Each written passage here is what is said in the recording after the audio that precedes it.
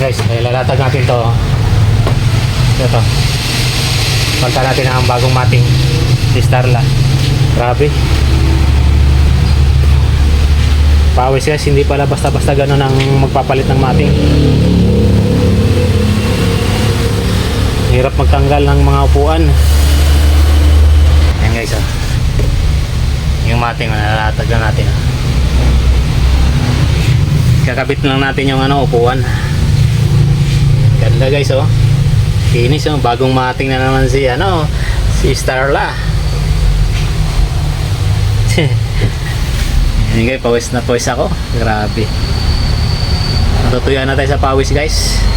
Mamaya papakita ko sa inyo yung finished product nito guys. Ang ganda na ng mating ni Starla guys, oh.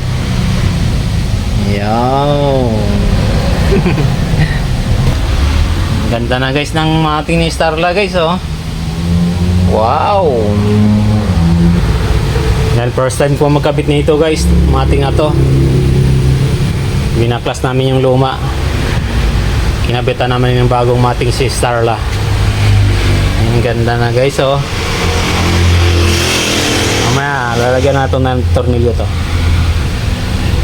Tapos ito mamaya guys, babalik natin mamaya yung mga upuan ni Starla. Ayan guys, oh. Ang ganda guys, oh. Wow, ang ganda. Yan, first time nang magkabit ng mating guys, pero parang expert, oh.